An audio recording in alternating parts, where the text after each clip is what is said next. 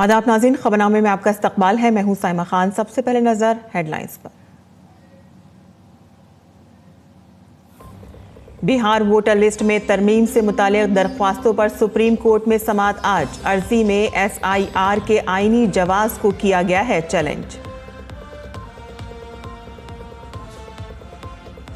Parliament के monsoon इजलास में मुजव्वज़ा अहम बिलों पर होगी बहस। खेल, मादनियात और बंदरगाहों से मुताल्लिक़ बिलों पर दोनों ऐवानों में बहस आज।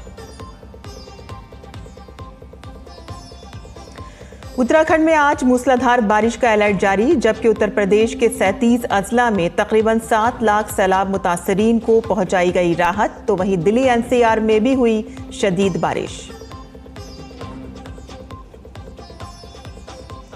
अक़वाम मुत्तहिदा में इजराइल और फिलिस्तीन आमने सामने। नेतन्याहू ने कहा कि गजा पर कब्जा करना नहीं है मकसद।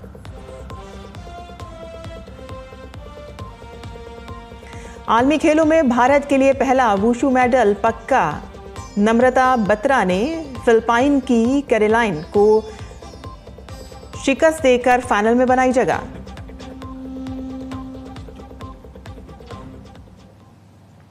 और अब खबरें तफसील से। सुप्रीम कोर्ट आज बिहार में वोटर लिस्ट के खुसूसी नजरसानी SIR से मुताल्लिक़ अर्जियों की समाअत करेगा। और इससे कबल इलेक्शन कमीशन ने अदालत में अपना जवाब दाखिल किया, जिसमें ECI ने कहा कि वो अपना काम कानूनी तरीके से कर रहा है। इलेक्शन कमीशन ने कहा कि कानून के तहत ज़रूरी नहीं कि ड्राफ्ट लिस्ट से निकाले गए नामों की फहरिस्त को आम किया जाए। अदलिया ने यह भी कहा है कि सुप्रीम कोर्ट में अर्जी दाखिल करने वाले दरख्वास्त गुजार हक के तौर पर फहरिस्त का मुतालबा नहीं कर सकते हैं।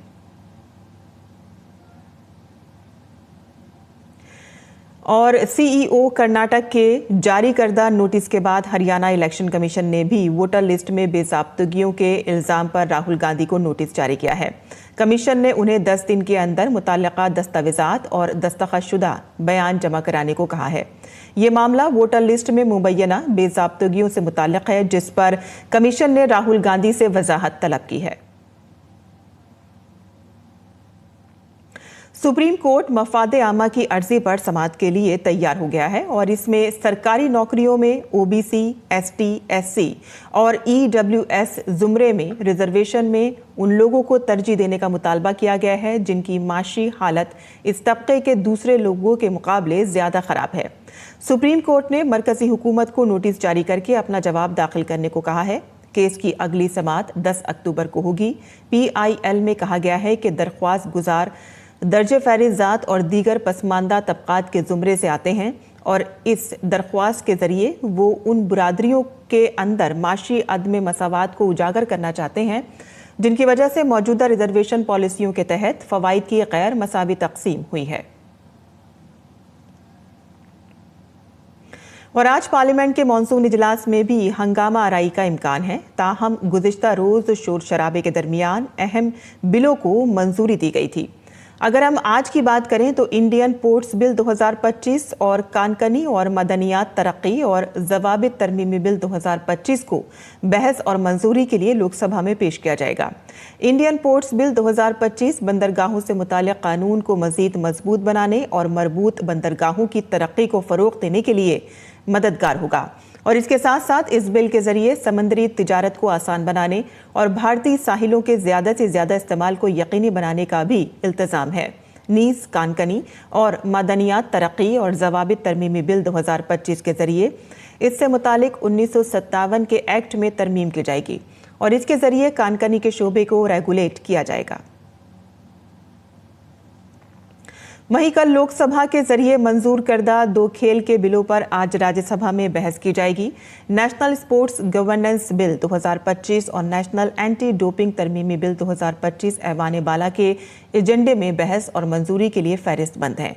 नेशनल स्पोर्ट्स गवर्नेंस बिल 2025 का मकसद कौमी खेलों के इदारों को तस्लीम करना और उनके कामकाज को मुनज़्ज़म करना है। बिल में कौमी Olympic committee, national para Olympic committee और बिल में मरकूज हर खेल के लिए कौमी और इलाकाई खेलों की फेडरेशन के क़याम का इल्तज़ाम किया गया है। नीज़ नेशनल एंटी डोपिंग तरमीमी बिल 2025 डोपिंग के खिलाफ यूनेस्को कन्वेंशन को मौसर बनाने के लिए काम करेगा और इसके साथ ही ये बिल खेलों में डोपिंग पर पाबंदी और इसकी जांच, निफाज और खिलाफ वर्जियों से मुतालिक फैसलों के लिए एक ढांचा फराहम करने के लिए भी मदद करेगा।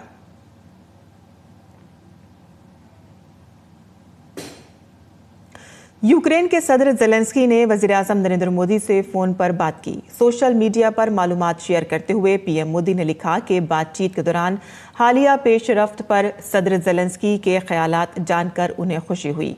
वज़ीर-ए-आज़म मोदी ने रूस यूक्रेन तनाज़े के जल्द और पुरअमन हल की ज़रूरत पर जोर दिया और भारत के मजबूत मौक़िफ़ से आगाह किया। दोनों रहनुमाओं के दरमियान बातचीत के दौरान वज़ीर-ए-आज़म ने अमन के लिए हर मुमकिन मदद की यकीन दहानी कराई। दोनों रहनुमाओं ने बाहमी ताल्लुकात को मज़ीद मजबूत बनाने के अज़्म का इयादा भी किया।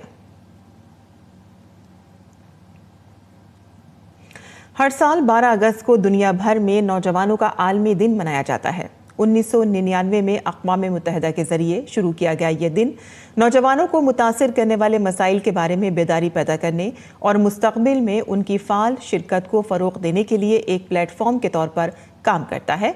पेश है हमारी ये रिपोर्ट। नौजवानों का आलमी दिन दुनिया भर में नौजवानों की ताकत, सलाहियत और इम्कानात को मनाने का दिन है।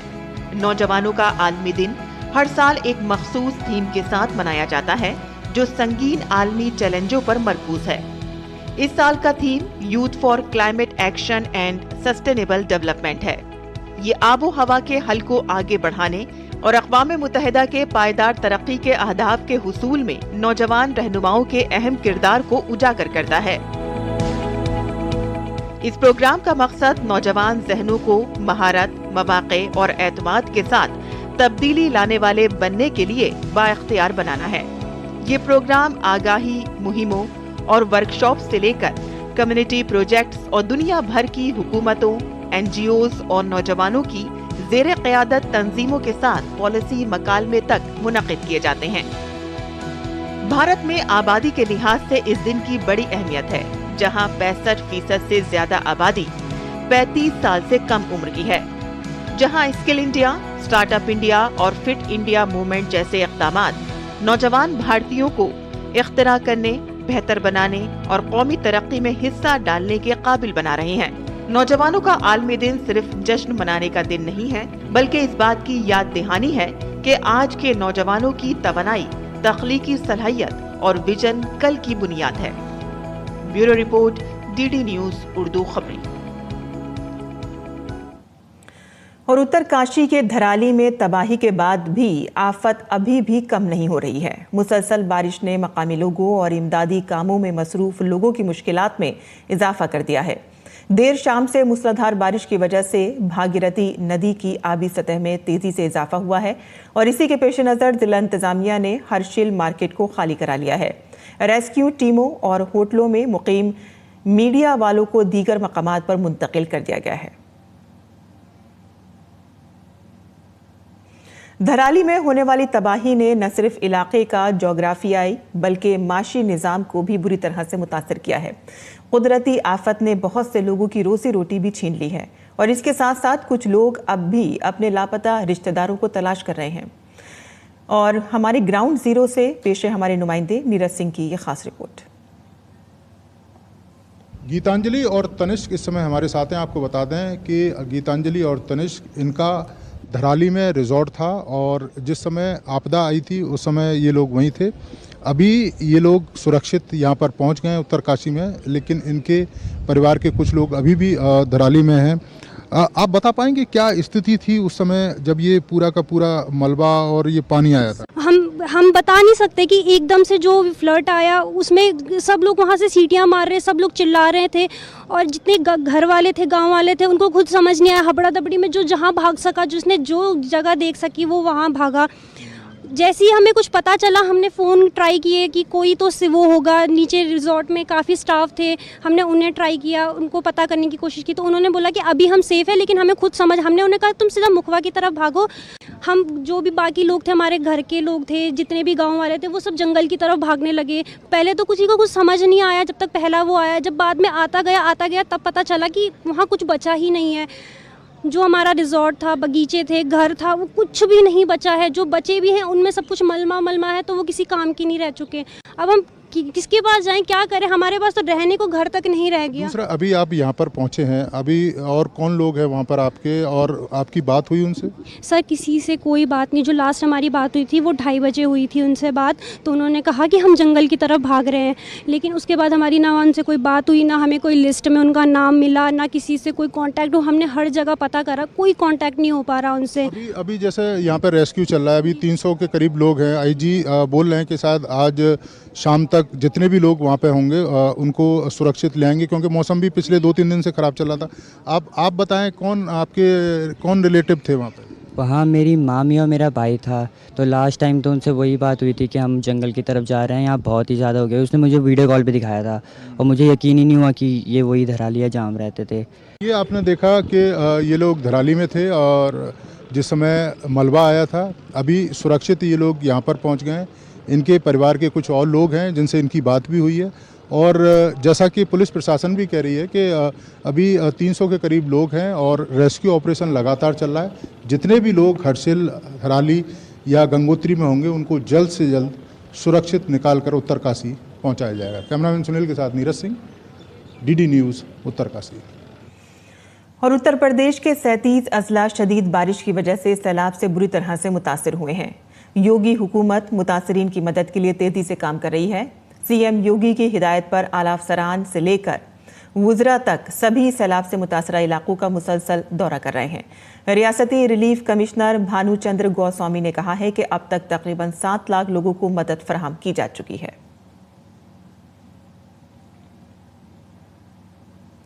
बिहार की राजधानी पटना में अशोक राजपथ पर रियासत का पहला डबल डेकर फ्लाईओवर तामीर किया गया है। ये डबल डेकर फ्लाईओवर 422 करोड़ रुपए की लागत से बनाया गया है और इसकी लंबाई 2.2 किलोमीटर है और इस फ्लाईओवर को आवाम के इस्तेमाल के लिए खोल दिया गया है। फ्लाईओवर से तकरीबन 5 लाख की आबादी को बराह रास्त फायदा पहुंचेगा और इसके अलावा अशोक राजपथ पर ट्रैफिक जाम से लोगों को राहत मिलेगी। पेश है पटना से डीडी न्यूज के नुमाइंदे कुमार आलू की ये खास रिपोर्ट। अभी हम गांधी मैदान के टेम्पो स्टैंड पे हैं। आप देख सकते हैं कि टेम्पो स्टैंड राइट साइड में आप देखिए कि टेम्पो स्टैंड है वहां पर, और पहले इस ओवर ब्रिज बनने के पहले, यानी इस डबल डेकर ब्रिज बनने के पहले एकदम यहाँ पे असमंजस की स्थिति होती थी, काफी जाम होता था, एक टेम्पो या एक ऑटो को निकलने में काफी समय लगता था और परेशानी टेम्पो चालकों को भी थी और आम जनता को भी थी जो यात्रा करते थे। और ये जो छोर है ये आपको पहुंचाएगी BEd college, civil court, PMCH, Patna विश्वविद्यालय, एनआईटी, गुरुद्वारा साहिब, सब्जी बाग, जीएम रोड, मखरिया कुआ। पहले जो है कि नीचे से जाते थे तो 1 से 1.5 घंटा लग जाता था साइंस कॉलेज पर जाने में। ट्रैफिक बहुत जाम रहता था, इधर उधर गड्ढा गुड्डी है, घंटों रुकना पड़ता था, वक्त बर्बाद होता था। अब पुल बन जाने से जो है 5 से 6 मिनट में बस से जो है पहुंच जा रहा है साइंस कॉलेज, इससे आसानी है, भाड़ा भी कम है। ये सर डबल डेकर पुल बनने पर तो ये पहले ही साफ दिख रहा है। पहले ये ऐसा होता ही नहीं था, यहाँ सब पे पानी जमा हुआ होता था। डबल डेकर पुल बन गया तो आने जाने में तो लोगों की सुविधा हुई है, मतलब आराम से आ जाते हैं, चले जाते हैं। पहले इस पर जाम बहुत होता था, ट्रैफिक में आप परेशान हो जाइएगा। गर्मी के दिन में तो मतलब पसीना ही पसीना। और अगर आपको पहुंचना हो, जैसे कि बगल में हॉस्पिटल है, कोई इंसान हॉस्पिटल इमरजेंसी में ही निकलेगा, इमरजेंसी में निकलता है, जाम में फंस जाता है।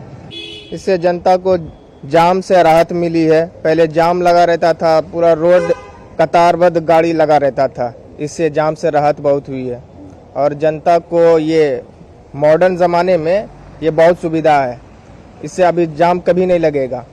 और 2 तरह से रोड है, नीचे इधर से भी होगा लेफ्ट से और राइट से, अब ऊपर से भी जा सकते हैं डायरेक्ट। मतलब पहले लगता था आधा घंटे की पटना गांधी मैदान जाने के लिए, यहाँ से पीएमसीएच से पटना गांधी मैदान जाने के लिए कम से कम आधा घंटा लगता था भीड़ के कारण, आप 5 मिनट में जा सकते हैं। डबल डेकर पुल पटना वासियों के लिए लाइफ लाइन बना हुआ है।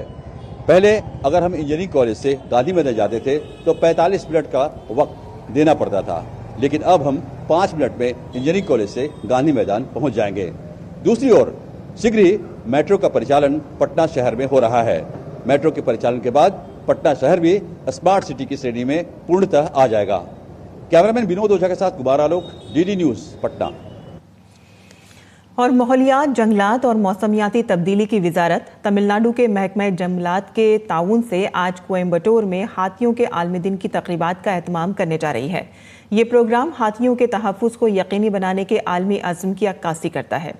2023 की एक रिपोर्ट के मुताबिक दुनिया की जंगली हाथियों की तकरीबन 60% आबादी भारत में रहती है। हाथियों को कौमी विरसे के जानवर का दर्जा हासिल है। वो मुल्क की रिवायत सकाफत में गहरे तौर पर शामिल हैं। कोयम्बटूर में मुनक़िद होने वाले इस प्रोग्राम का इफ्तिताह मरकज़ी वज़ीर भूपेंद्र यादव करेंगे और इस मौके पर मुल्क गिर बेदारी प्रोग्राम शुरू किया जाएगा और इसमें तकरीबन 5000 स्कूलों के 12 लाख स्कूली बच्चे हिस्सा लेंगे। और नाज़रीन, अब पेश है दिल्ली से शाया होने वाले उर्दू अखबारात का मुख्तसर जायजा।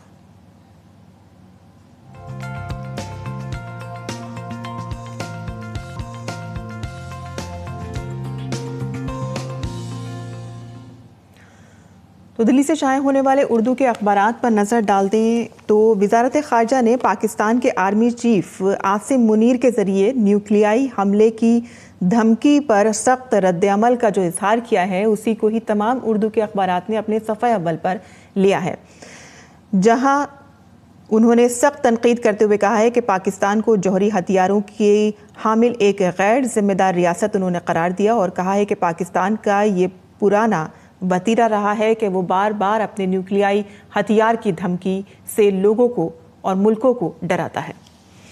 आगे बढ़ते हैं, कुछ बैनुल-अक़वामी खबरें भी यहाँ पर शाये हुई हैं, जहाँ इजरायली फ़ौज की जानिब से 5 सहाफ़ियों जिनमें अल जज़ीरा के 2 नुमाइंदे भी शामिल हैं, उनके कत्ल की खबर को सुर्खी बनाया है और लिखा है कि गज़ा की सरकारी मीडिया का कहना है कि ये एक ऐसा मंसूबे का पेश खेमा उन्होंने करार दिया है जिसके तहत इजराइल गज़ा शहर पर मुकम्मल कब्जा करना चाहती है और उसी के हवाले से उन्होंने इन सहाफ़ियों को अमदन कत्ल किया है और गज़ा में सहाफ़ियों के कत्ल पर आलमी रहनुमाओं का शदीद रद्द-ए-अमल सामने आया है, जिसके बाद उन्होंने आज़ादाना तहक़ीक़ात का मुतालबा किया है। वहीं इन्हीं में से एक अल जज़ीरा के सहाफ़ी की पोस्ट भी बहुत ज़्यादा वायरल हो रही है, आपको बता दें, जिसमें उन्होंने मरने से चंद हफ्ते पहले ही ये ख़दशा ज़ाहिर किया था कि शायद उनकी जान ख़तरे में है और सोशल मीडिया पर बाकायदा उन्होंने ये लिखा था कि इजराइल की फ़ौज जो है वो उनको मारना चाहती है। तो ये बेहद जज्बाती पैगाम उन्होंने अपनी सोशल मीडिया पोस्ट पर लिखा था, जो इस वक्त वायरल है। आगे जान लेते हैं, जहां गज़ा पर कब्ज़े के लिए हमले की मनसूबाबंदी आखिरी मरहले में है और इजरायली हुक्काम का कहना है कि जंगी खाका 1 हफ्ते में मुकम्मल हो जाएगा। ये दूसरी सुर्खी हम ले रहे हैं, हो जाएगा। और नेतन्याहू और ट्रंप के दरमियान हतमी बातचीत इस वक्त जारी है। इजराइल का मंसूबा मज़ीद खूनरेज़ी की तरफ ले जाएगा। बरतानिया और फ्रांस का ये इंतबा सामने आया है। और खेल के सफ़े से भी हमने यहाँ पर खबर ली है, जहाँ ख़वातीन के एक रोज़ा आलमी कप की उल्टी गिनती शुरू हो गई है। आईसीसी के चेयरमैन जय शाह, साबिक हिंदुस्तानी ऑलराउंडर युवराज सिंह और हरमनप्रीत की मौजूदगी में ख़वातीन के आलमी कप ट्रॉफ़ी की रुनुमाई की गई और इसकी एक बड़ी तकरीब मुनक़िद हुई। तो ये थी अखबारात की सुर्खियाँ जो हमने आपके लिए चुनी थी। और आगे बढ़ते हैं, जहाँ इलेक्शन कमीशन ने 334 गैर तस्लीम शुदा जमातों को अपनी फहरिस्त से निकाल दिया है। कमीशन के मुताबिक ये तमाम जमातें गुज़िश्ता 6 साल से मुकम्मल तौर पर गैर फाल थीं और 2019 के बाद इन जमातों ने एक भी इलेक्शन नहीं लड़ा। तहकीकात के दौरान इन जमातों का कोई दफ्तर मौजूद नहीं पाया गया और ये कार्रवाई अवामी नुमाइंदगी एक्ट 1951 के तहत की गई है, जिसका मकसद सिर्फ दस्तावेजात पर काम करने वाली जमातों को हटाकर इंतखाबी अमल को शफाफ बनाना है। और इस कदम के बाद अब मुल्क में गैर तस्लीम शुदा जमातों की तादाद कम होकर 2520 रह गई है। अवामी नुमाइंदगी एक्ट 1951 के सेक्शन 29 के तहत गैर तस्लीम शुदा सियासी जमातों के लिए 6 सालों में कम से कम एक इलेक्शन लड़ना लाजमी है।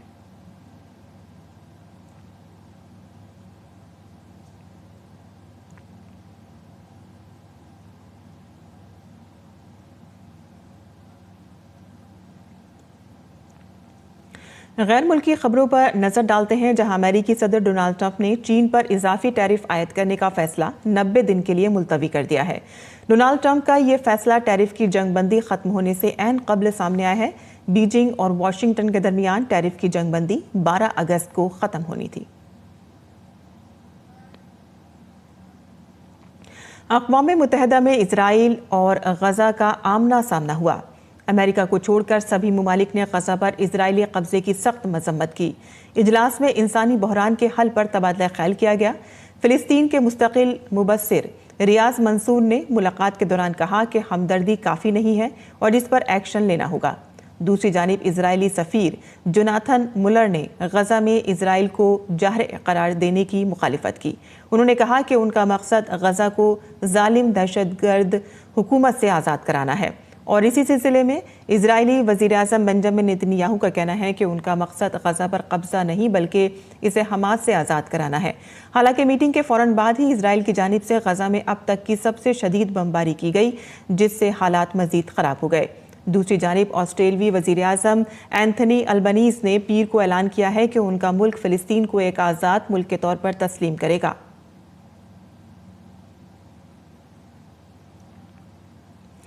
पच्चीसवें summer deaf Olympic games Tokyo में 15 से 26 नवंबर 2025 तक मुनक़िद होने वाले हैं। डेफ ओलंपिक में शिरकत के लिए शूटिंग टीम के इंतखाब के लिए ट्रायल 11 से 16 अगस्त 2025 तक भोपाल की MP स्टेट शूटिंग एकेडमी में मुनक़िद किए जा रहे हैं। डेफ ट्रायल में 51 मर्द और ख़वातीन टीमें हिस्सा लेंगी। Deaf Olympic medallist Dhanush Srikanth, Abhinav Deswal, Shaurya Saini और प्रियेश शर्मा और world deaf championship medallist Mahit Sandhu, Natasha Joshi, Shubhan Varishth और चेतन सबकाल भी ट्रायल में हिस्सा लेंगे। 2021 के डेफ ओलंपिक गेम्स में भारतीय डेफ शूटिंग टीम ने 3 गोल्ड और 2 कांसे के तमगे जीते थे। ख़वातीन के वनडे वर्ल्ड कप की ट्रॉफी की रुनुमाई मुंबई में मुनक़िद एक प्रोग्राम में की गई और इस मौके पर ICC के सदर जय शाह मौजूद थे और उनके अलावा टीम इंडिया की कप्तान हरमनप्रीत कौर और नायब कप्तान स्मृति मंधाना भी मौजूद थीं। और इसके साथ साथ 2011 में भारत के लिए वनडे वर्ल्ड कप जीतने वाले खिलाड़ी युवराज सिंह भी इस खुसूसी प्रोग्राम में ख़वातीन खिलाड़ियों की हौसला अफजाई के लिए पहुंचे। काबिल ज़िक्र है कि ख़वातीन वनडे वर्ल्ड कप 2025 की मेज़बानी भारत और श्रीलंका करेंगे। 30 सितंबर से शुरू होने वाले ख़वातीन वनडे वर्ल्ड कप का फाइनल 2 नवंबर को होगा। टूर्नामेंट का पहला मैच भारत और बांग्लादेश के दरमियान खेला जाएगा। भारत की नम्रता बत्रा 2025 के आलमी खेलों में वुशु में ख़वातीन के 52 किलोग्राम वजन के ज़ुमरे के फाइनल में पहुंच गई हैं। नम्रता ने फिलिपाइन की खिलाड़ी को 2-0 से शिकस्त दी। ये पहला मौका है कि जब आलमी खेलों में भारत के लिए किसी तमगे मिलने की उम्मीद है और आज होने वाले फाइनल में नम्रता का मुकाबला चीन की खिलाड़ी से होगा।